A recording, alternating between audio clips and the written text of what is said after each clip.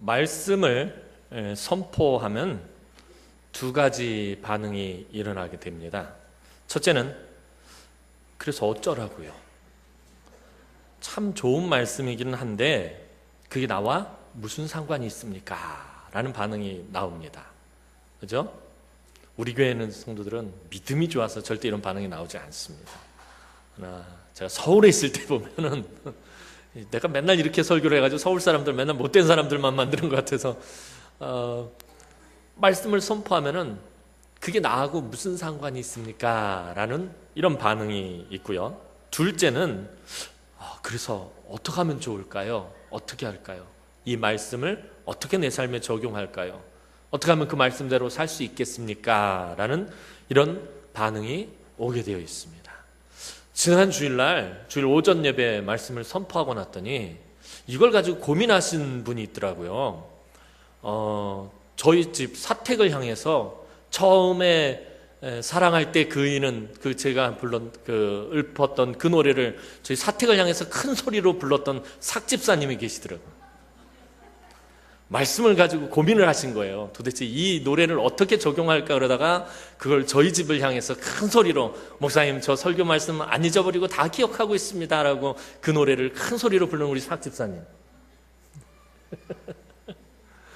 제가 이렇게 키 작은 분들이 만만해가지고 자꾸 키 작은 집사님들만 보면 이렇게 괴롭혀요. 죄송합니다 집사님. 남들 클 때 뭐 하셨어요? 자, 좀 심했나요?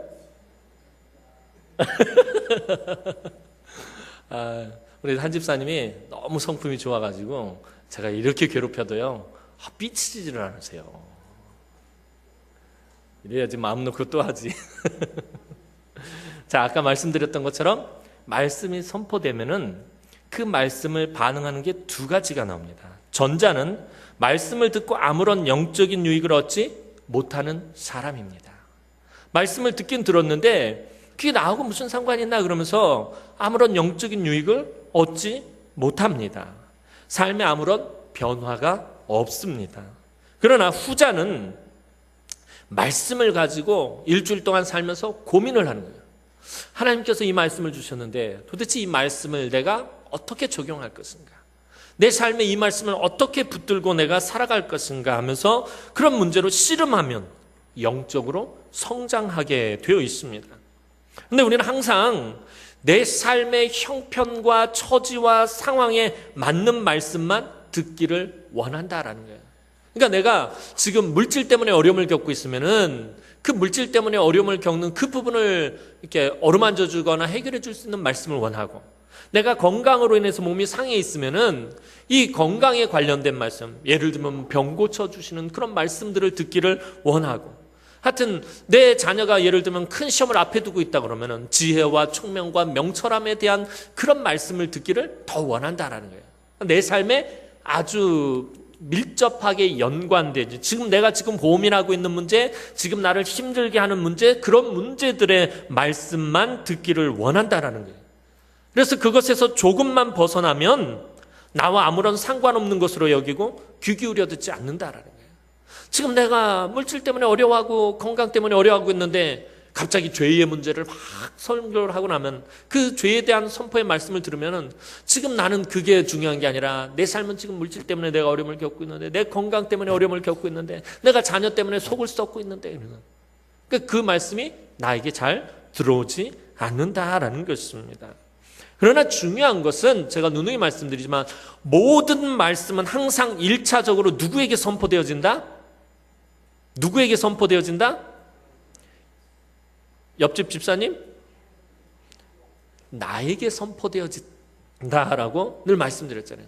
항상 하나님의 말씀은 선포되어지는 그 순간 누구 다른 사람에게 선포되어지는 것이 아니라 바로 그 말씀을 그 자리에서 그 현장에서 듣고 있는 나에게 선포되어지는 말씀이다라는 것입니다.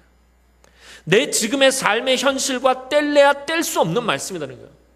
어떻게 보면 지금 내가 고민하고 있는 삶의 문제와는 동떨어진 문제 같은데, 동떨어진 말씀인 것 같지만 사실은 그 말씀은 내 삶과 뗄래야 뗄 수 없는 말씀이다라는 것입니다.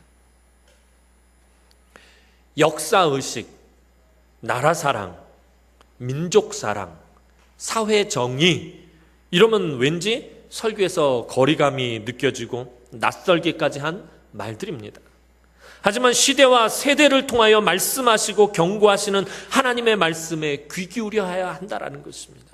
그렇잖아요. 아까도 말씀드렸던 것처럼 내가 지금 내 삶의 문제들로 힘들어하고 있는데 갑자기 나라 사랑합시다, 민족을 사랑해야 합니다 그러면 그게 나하고 지금 무슨 상관이 있나 이런다라는 것입니다. 그러나 그러한 말씀을 통해서 말씀하시고 경고하시는 하나님의 말씀에 우리 항상 귀 기울여 드려야 돼요. 내 삶과 동떨어진 문제가 선포되어져도 그 말씀에 귀를 기울여야 합니다.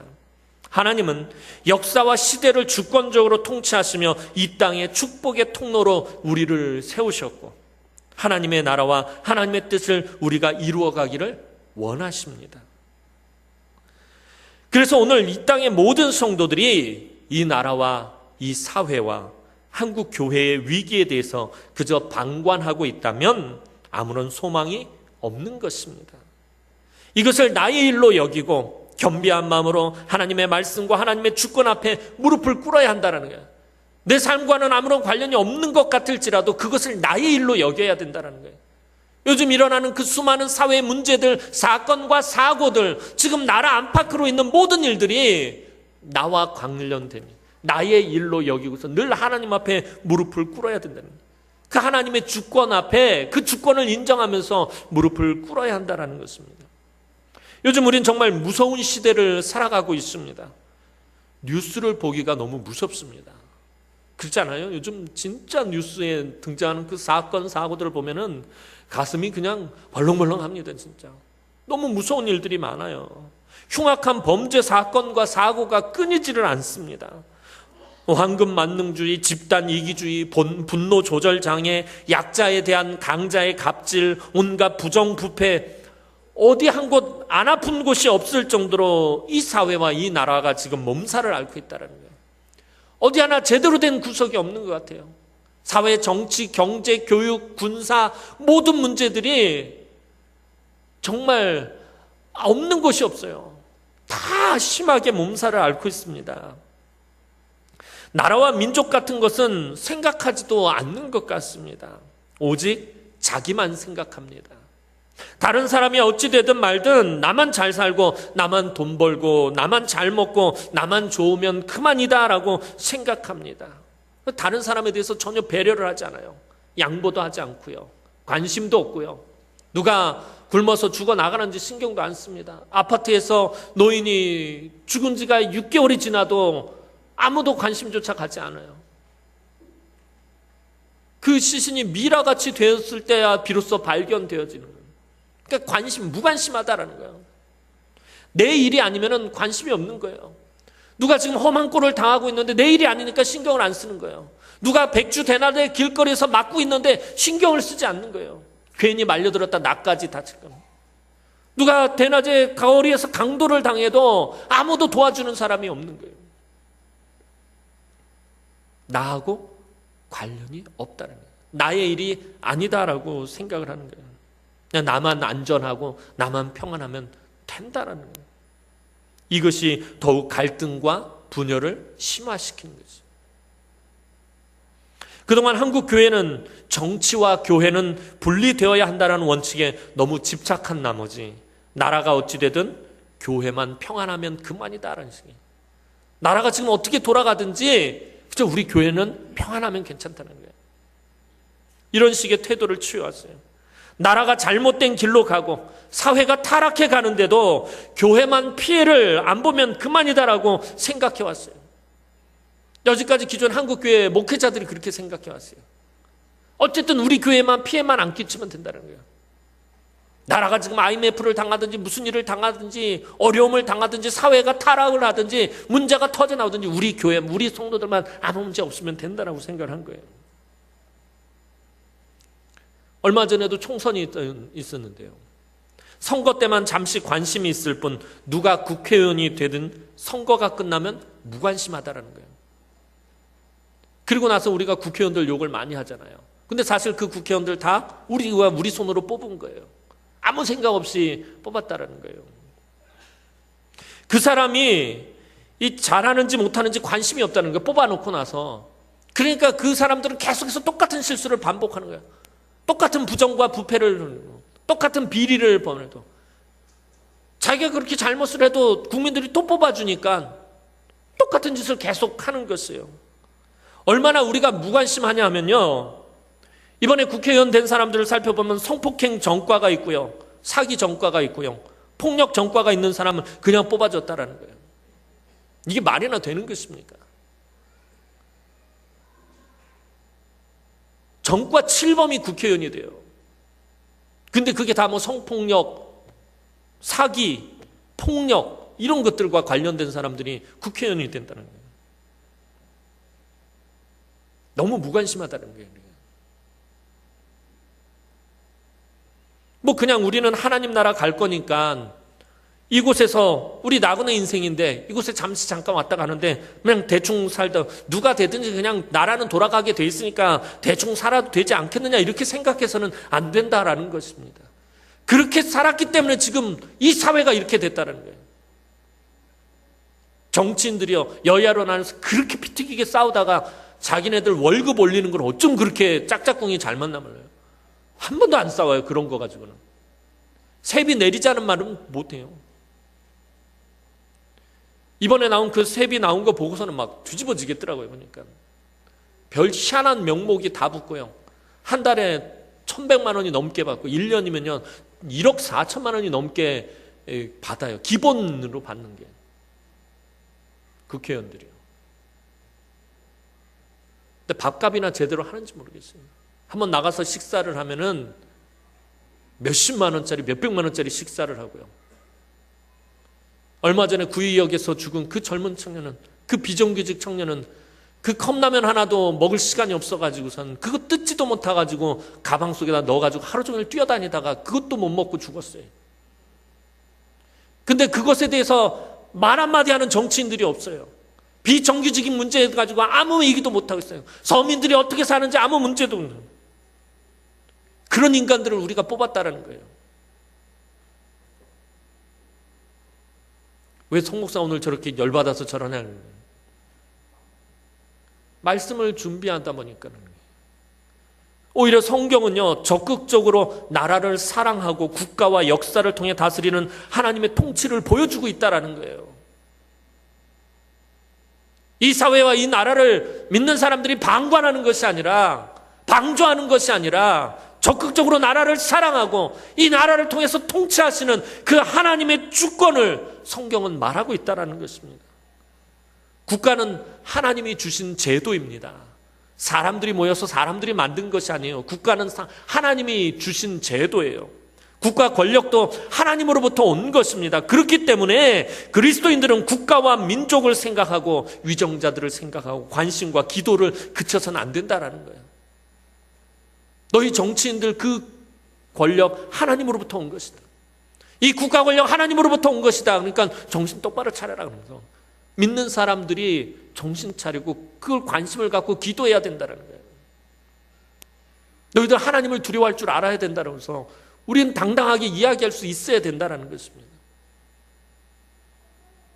바울은 오늘 본문에서 분명히 나라와 위정자들을 위해 기도해야 할 것을 말하고 있습니다. 바울은 먼저 1절에서 기도에 대해서 말하고 있습니다. 그러므로 내가 첫째로 권하노니 모든 사람을 위하여 간구와 기도와 도구와 감사를 하되. 이 기도는 모든 사람을 위하여 간구와 기도와 도구와 감사를 할 때 이 기도는 개인적인 기도를 말하는 게 아니라 공동체적인 기도를 말합니다. 개인적이고 사적인 기도가 아니라 모두가 모여서, 오늘 우리 주일날 모두가 모여서 이렇게 예배하는 것처럼 이 예배하며 기도하는 것을 말하는 거예요. 그러니까 오늘 우리가 모두 모여서 예배하고 나서 나라와 민족을 위해서 기도해야 된다는 거예요. 위정자들을 위해서 기도해야 한다는 것입니다. 내가 첫째로 권하노니라는 말의 원전의 의미는 중요한 것을 내가 간절히 부탁하노니라는 의미예요. 사도 바울이 내가 정말 중요한 것을 너희들에게 간절히 부탁한다라고 이렇게 말하고 있는 것이에요. 바울은 공동체 예배에 있어서 너무나도 중요한 것을 지금 부탁하고 있어요. 그런데 그것은 바로 모든 사람을 위해서 기도하라라는 거예요. 너희는 모든 사람을 위해서 기도해라. 내가 정말 중요한 것을 너희에게 부탁할 게 있는데 그건 바로 모든 사람을 위해서 기도하는 것이다.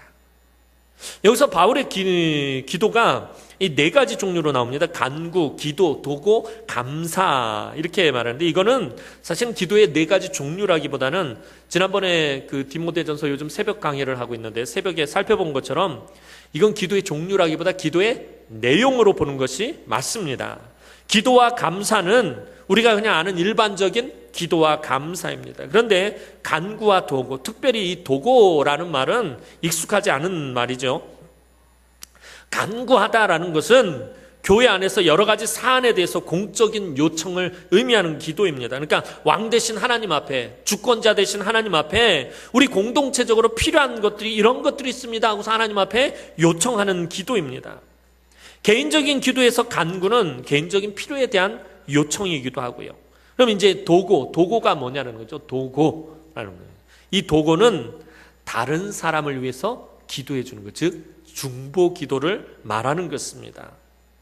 기도 중에서 가장 빨리 응답받는 기도가 무엇이라고 제가 말씀드렸죠? 기도 중에서 가장 빨리 응답받는 기도. 방금 답을 주고서 묻는데 모르는 건 손에 저주도 모른다고 그러더니 자, 가장 빨리 응답받는 기도는 다른 사람을 위해서 기도하는 거예요.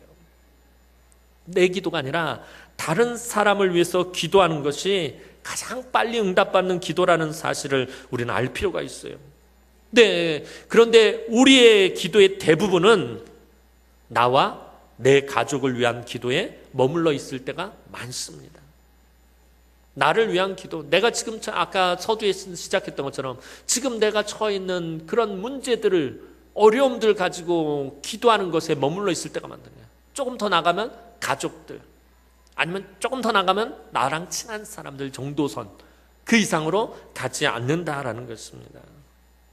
그래서 우리는 다른 사람을 위해서 더 많이 기도해 주는 것을 훈련하고 배우고 연습해야 됩니다. 기도도 훈련입니다. 기도도 그냥 되어지는 게 아니에요. 훈련 받아야 돼요.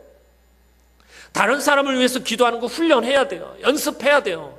그래서 우리가 금요철야 때 모여서 기도할 때 앞에서 제가 말씀 전하고 나서 찬송 부르면서 제가 기도 제목을 한 4가지 정도 주는 이유가 뭐예요? 근데 그 4가지 기도 제목이 다 뭐죠? 다 다른 사람을 위한 기도 제목들이에요.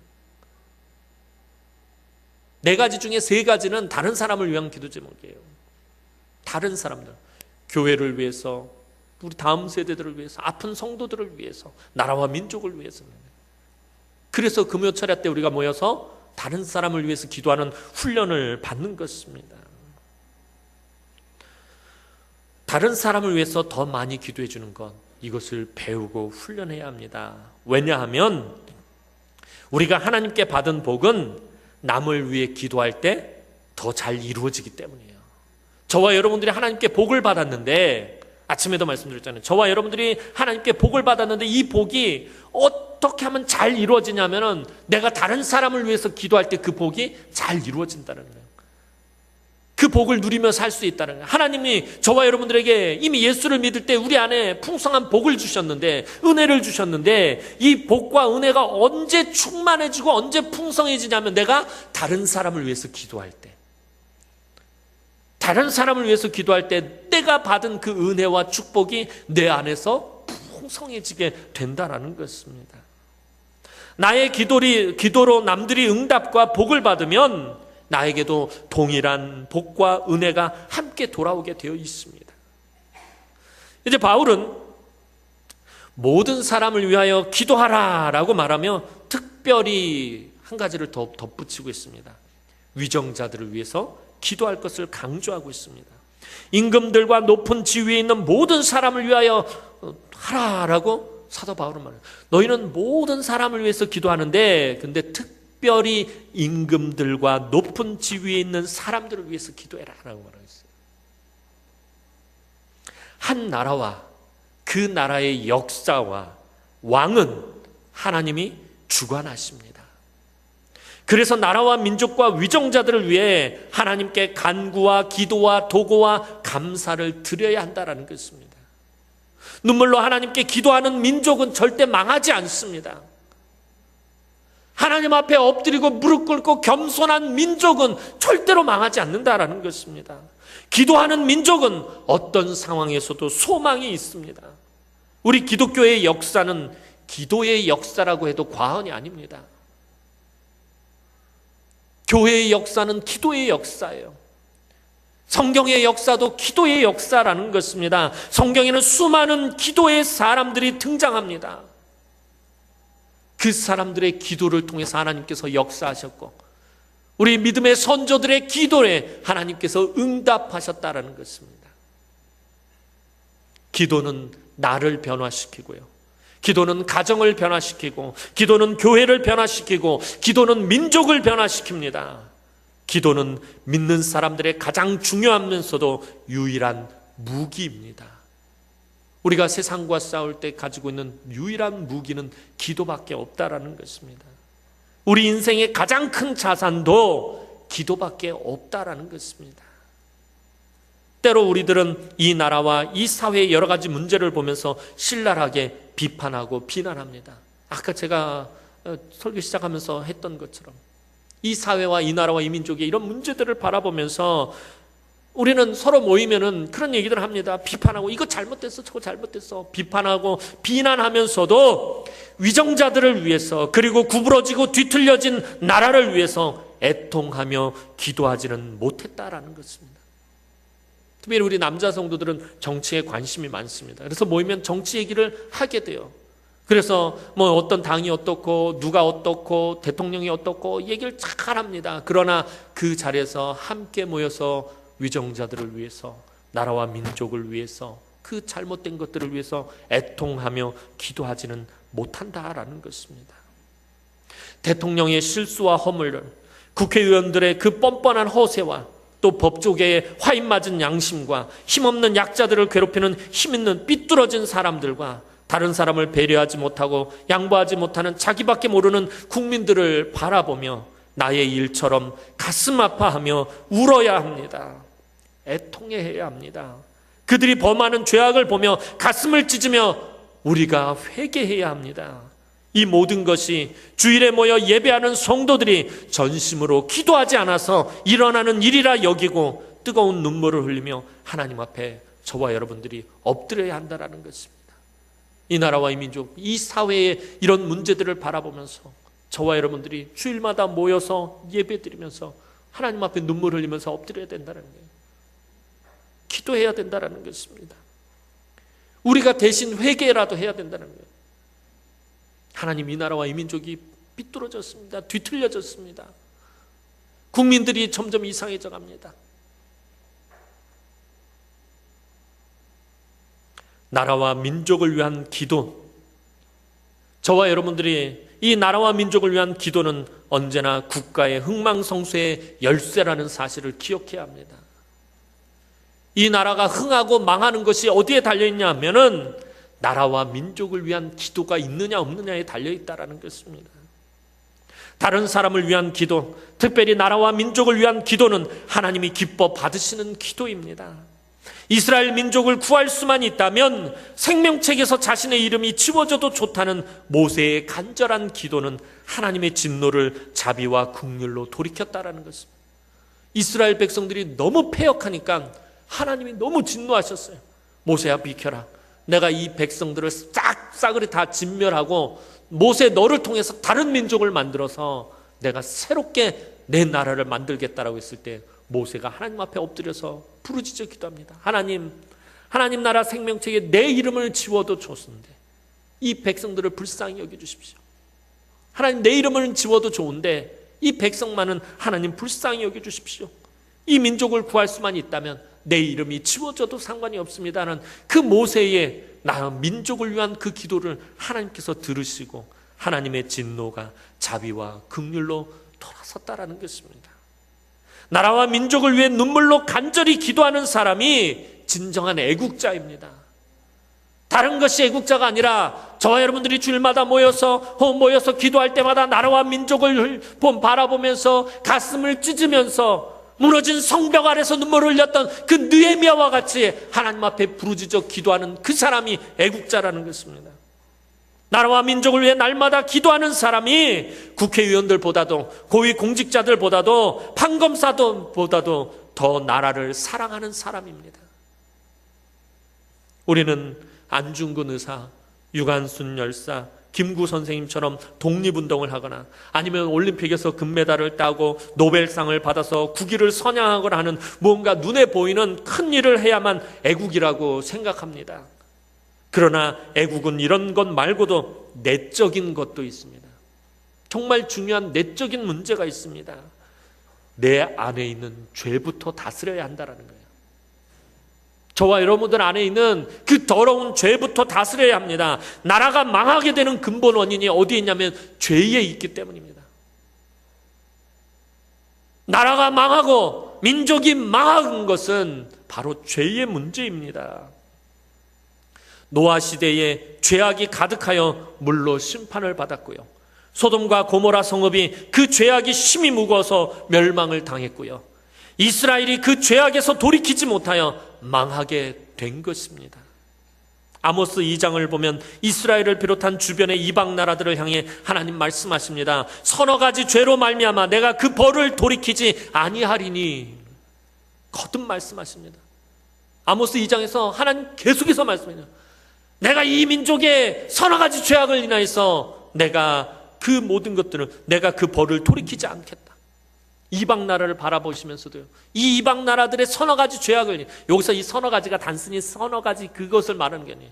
이 민족들의 모든 죄악을 인해서 내가 그 벌을 돌이키지 않겠다라고 하나님께서 거듭거듭 말씀하십니다.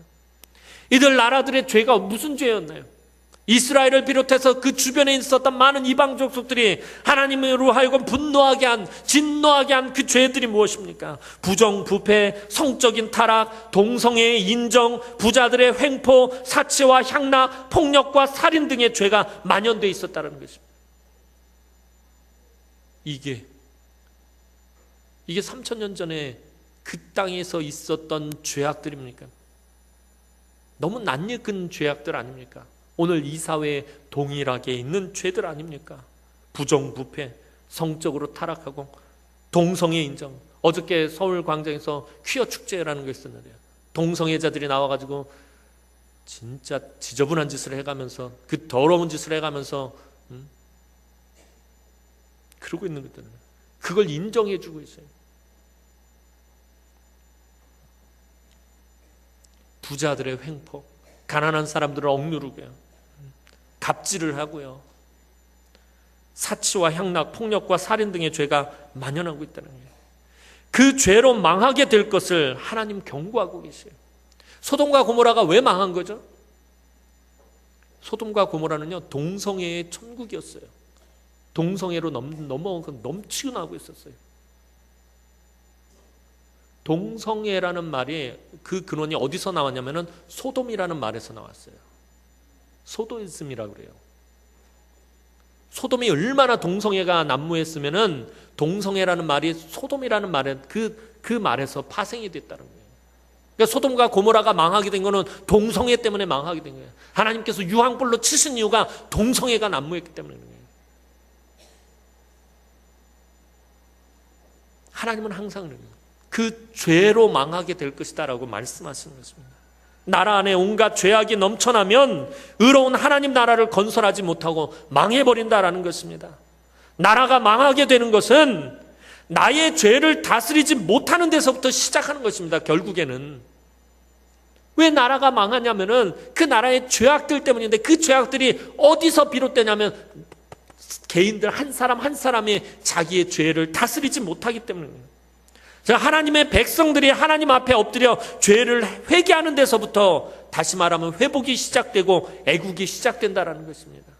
내가 하나님 앞에서 내가 저지른 죄악들을 하나님 앞에 통회하고 상한 심령으로 내어놓고선 회개하고 자복하고 부르짖는 데서부터 이 나라와 이 민족의 회복이 시작되어진다는 거예요. 애국애족이 거기서부터 시작되어진다는 거예요. 100년 전에 이 땅에 평양 대붕의 역사가 어디서부터 시작되었냐면은 원산에 있었던 두 여성교사님 모여가지고 기도하는데 그들이 자신들의 죄악을 하나님 앞에 고백하는 데서부터 시작되어졌다는 거예요.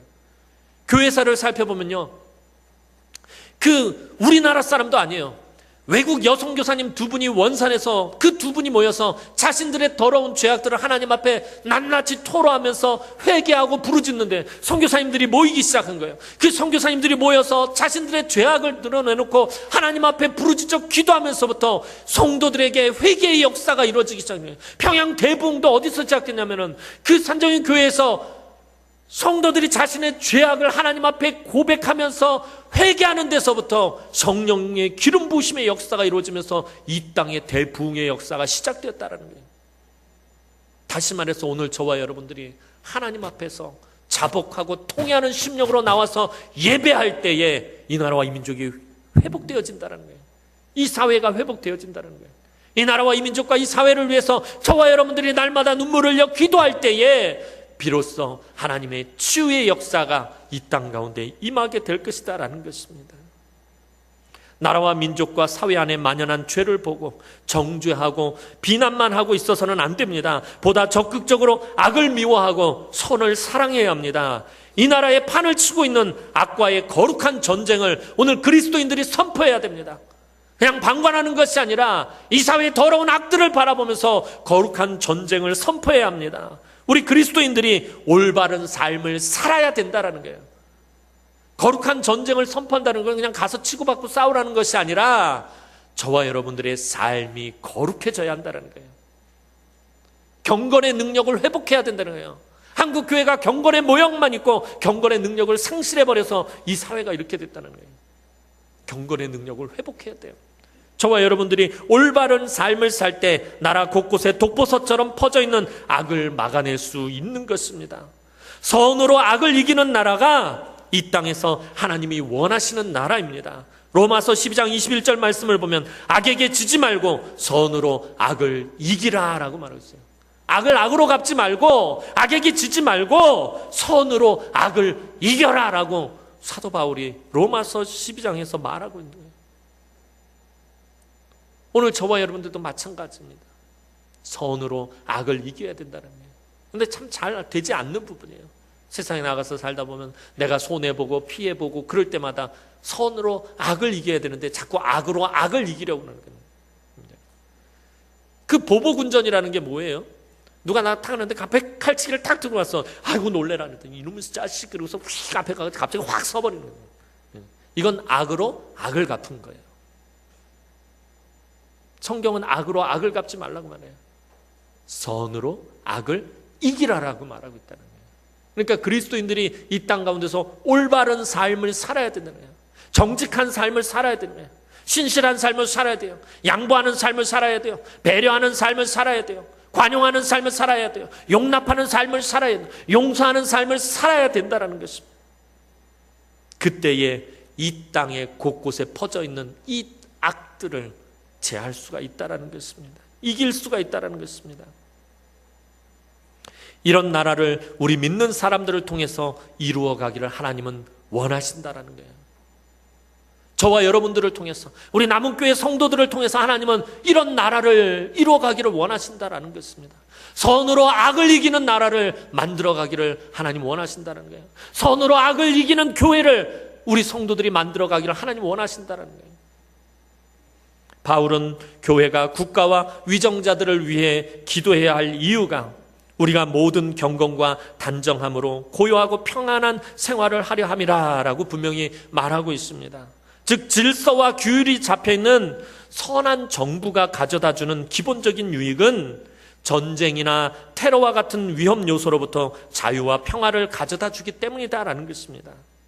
경건이나 단정함에서 이 경건이란 말은 하나님을 향한 예배와 헌신을 뜻하고요. 이 단정함은 도덕적인 삶을 뜻합니다. 그러니까 즉 국가가 안정되어 평화가 가져다주는 유익은 하나님을 향한 예배와 헌신을 온전히 이룰 수 있으며 도덕적인 삶을 살 수가 있다는 거예요. 나라가 평안하고 나라가 외세로부터 그 국민을 지켜주고 또 법과 질서가 바로잡혀 있으면은 믿는 사람들이 하나님 앞에 온전한 예배를 드릴 수 있고 또 도덕적인 삶을 살아갈 수 있다는 것입니다. 국가의 의무는 평화를 유지하고 평화를 깨려는 모든 적대적인 세력으로부터 국민들을 보호하고 법과 질서를 유지하고 악을 처벌하고 선을 권장하는 것입니다. 이게 국가의 의무입니다. 그러할 때 교회는 그 안정된 사회에서 자유롭게 하나님을 경배하고 복음을 전파할 수 있습니다. 국가 공동체가 안정될 때 교회가 예배하는 공동체와 기도하는 공동체를 온전히 유지할 수 있습니다. 반면에 교회의 의무는 국가와 위정자들이 법과 정의에 따라 잘 다스리고 평화를 추구할 수 있도록 기도해야 합니다.